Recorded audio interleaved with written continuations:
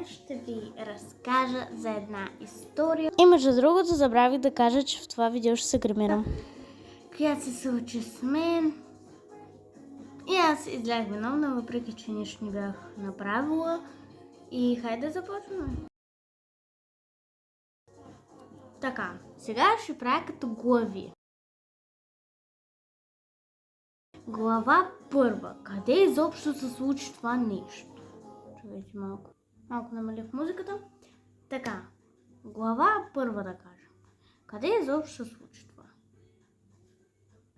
В моето училище имаме кабинет по технологии и предприемачество. И този кабинет е долу. В смисъл има първи етаж, там където има съблекални, лавка преди имаш, сега няма, тоалетни, първокласници и така нататък. И долу вече там има стол и този кабинет. Така. Глава втора. Какво изобщо се случи и с кой това се случи изобщо? Има едно момче от нашия клас. Ай, ще го кръстим. Добре, дядя, Божидар се казва. И този Божидар ме дразни. Много ме дразни даже. То ще продължава даже, но както и да е. Така. И този Божидар от кога започна изобщо да ме дразни? Просто един път седях до раница, си ядах бомбона. За какво изобщо ям бомбона и аз не знам. И идва Иритама. Аз, разбира се, не мога да го оставя това нещо просто така. И започнах да го гоня. И така започна. Всеки ден. Разбирате ли? Всеки ден. Бихме, гонихме, дразнихме изобщо. И така нататък, ама всеки. Да, с пръсти. И това беше всеки ден, даже като слизахме долу до този кабинет. Си хвърляхме несерите и нещата, гонихме се. И така. Така. Веднъж в един прекрасен такъв ден, това може би беше някъде преди месец, 2 седмици, не съм сигурна точно. Пак слизам, виждам този не се усмихва и така. Ужас. Да, знам, ужас. Но както и да е, започва гоня, започва всичко и така. Започва всичко, но това ще е вече в 3 глава. 3. Какво изобщо стана? Да, въпрос такъв има. Така, този Божидар почна следите ми. Значи аз опитах да го целя с несера. На него не му се получи. И тогава реших аз вече да го целя с несерът. И тогава вече на мен не се получи да го оцеля, но след като го оцелих, той има навик, как да ви обясня. Когато, да кажем, се опитам да го оцеля нещо или да го ритна по някакъв начин, защото вече много ме дразни, той просто пада без причина. И този път беше същия и докато пада от своята глупост, аз се удра. Нали, той мисли, че просто се ударил. Аз също така мисля. Но следващото, което стана, е просто някакъв цирк, наистина. Глава 4. Какво стана? Прекрасно просто нещо. Какво стана? Така. Отивам вече строявам до госпожата да дойде да навие, че пак сме са такова или като каша малаша, защото всички госпожи вече им правят бележки. Да. И Виждам, че повечето от моите съученици са се струпали просто около Божидар. Аз отивам да видя, чувам как реве. Като го поглеждам, устата му е разбита, зъбът му се е щупил. Въпреки че това беше за пой, така или иначе трябваше да падне. Аз виждам това всичко, още не разбирам защо, за какво може мен да ме обвинят, нали? Отивам нагоре за салфетки, за кърпички, да запудрея. Така сега ще върна. Няма пудра, отлично, просто това са клати. Добре, продължаваме. Така. Да. Отивам за кърпички, салфетки. Нищо още не заподозирам. Като слизам, ще ви кажа в петата глава. Глава 5. За което изобщо мен обвиниха. Аз слизам. Единия, който вече седи с мен, аз не искам да седи с мен, но така, той почва да ми вика, какво направи бе, ти нормална ли си, ти добре ли си? Аз гледам и така и не разбирам изобщо какво случва, какво става, защото ми викат и целият клас, и поне половината клас почва ми вика, ти нормална ли си, ти адекватна ли си, ти щеш да го убиеш.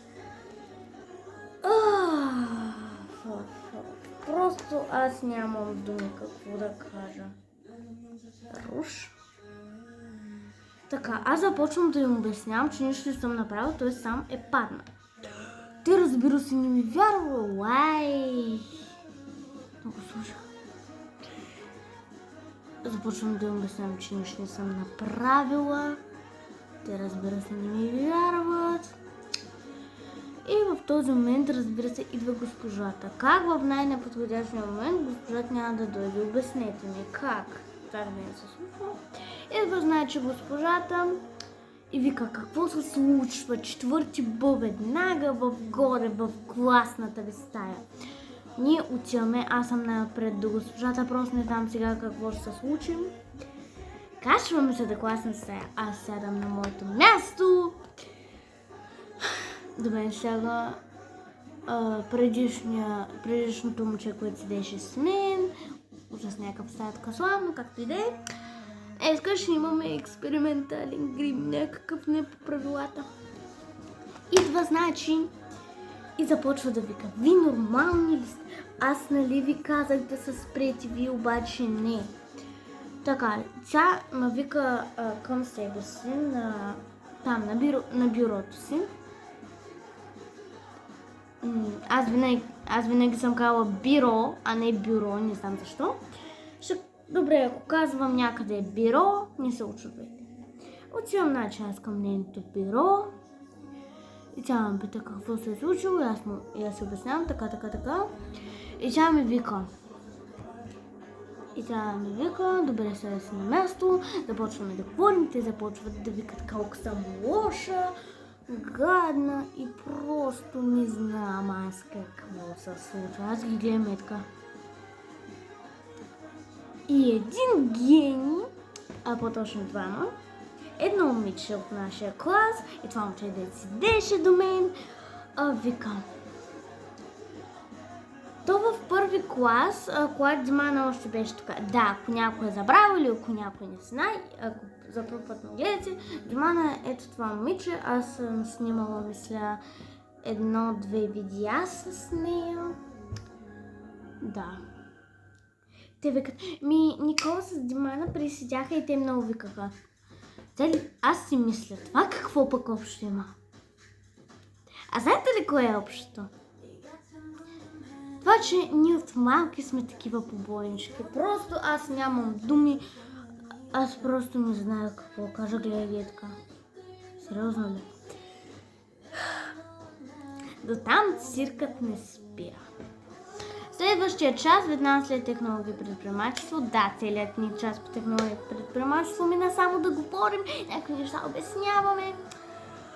следващия ни час беше физическо. Аз обожавам физическо, но този път нещо не го обожавах. Така, преди физическото, аз отивам в салонът, значи ние имаме училището и в двора има мъничка такава сграда, където е салонът, съблекалните и топки, туалетни, изобщо много неща. Така. И значи... Забравих да сложите. Сега ще го сложим. Не по правилата.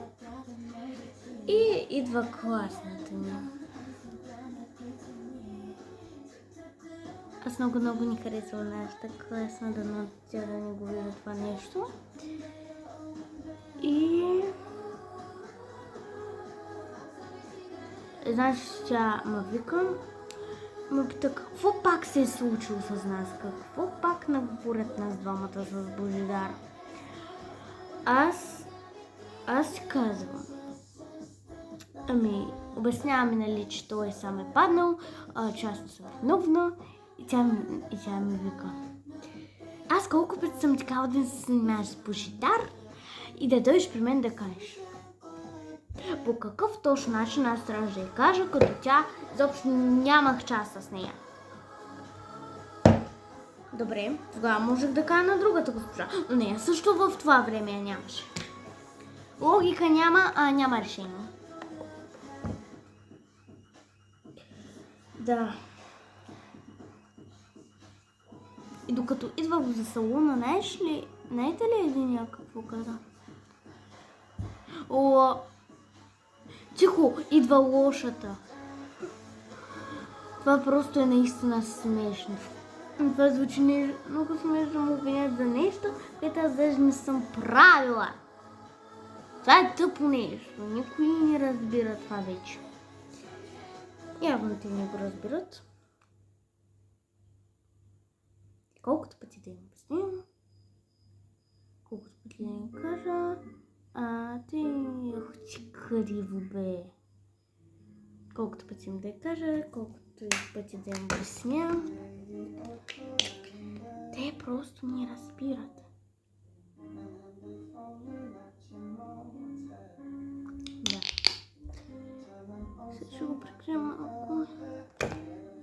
Защото и онова нещо е свършило. И това нещо е свършило. След това, нищо особено, целият почти клас ме намрази. Викаш колко съм лоша, гадна и така нататък. За ситуация, която аз не съм виновна, аз излязах виновна. Супер. Тази история се оказа доста кратка, аз не успях да се догримирам, затова ще разкажа една история на кака. Кака ми коя ли? Тя просто снима предното ми вертикално видео, с там да я се гримирам с тези гримери. Помагаме да го снимам. Так, пред нея. Да. Така. Тя в класа си има една Никол. Казва се като мен, Никол, да. И така. Имаме учител Петров по физическо. И те имаха физическо с този учител. И той има навика да хвърля силно топки, да ги взима, да ги такова, силно да ги тръшка. И с този свой навик той щупи ръката на тази Никол. Това е просто не знам какво да кажа, да щупиш на дете ръка. И то като си учител, за мен това е просто нещо.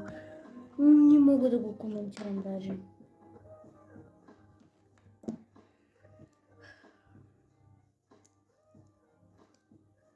Така. След това учителите покакли, не измислиха да се оправдават.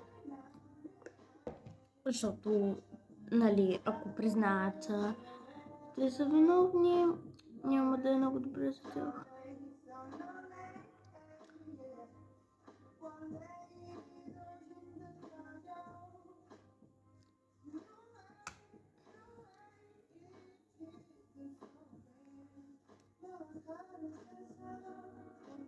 Също госпожата ни по човекът и обществото, т.е. история,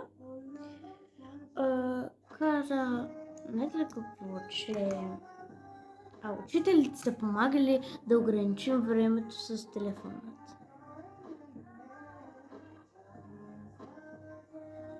Да, може би заради училището не може да гледаме толкова на телефон, но баш да ни ограничат времето с телефон. Това със сигурност не. И в училището още много неща са се случили, просто не знам за какво да разкажа. Да, сетих се. Пак ще скакаме, но нищо. Смесен така стане. Значи, тя има доста зли госпожи, някои нейни госпожи са зли, някои не са. Но имаше една така класната има е бежда. И не само ходи, както и да е, с едно бебка. Да представим, че това е бебка. И едното тя щеше да пише уведомително писмо. Който не знае уведомително писмо, това е такова писмо като предупреждение и ако събереш 3 такива, влизаш в план за обща подкрепа. Това е когато учиш много, страшно много и с родителите, и с учителите, просто никой не искам да влезе в такова нещо. Да.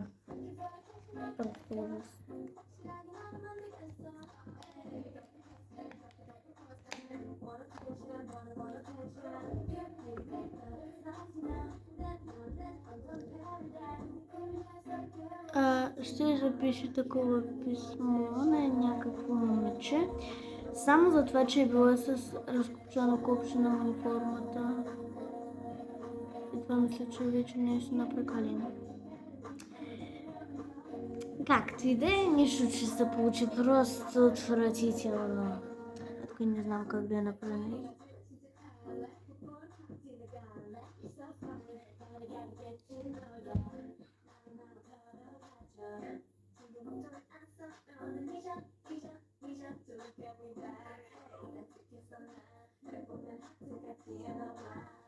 Също мога да разкажа за госпожата ни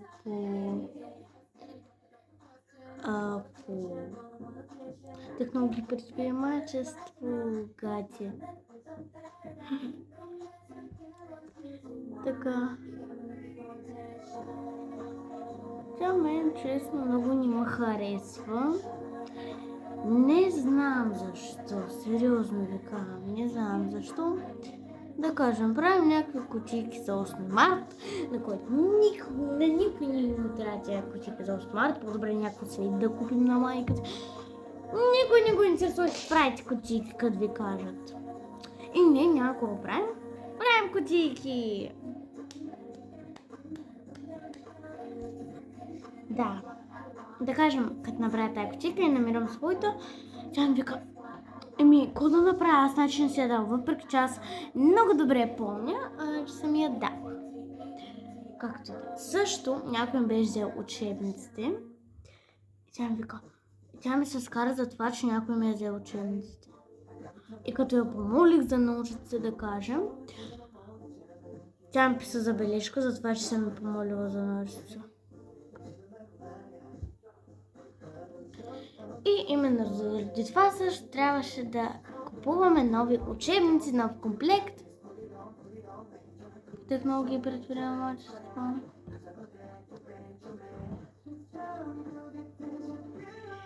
И изобщо ужас, просто ужас.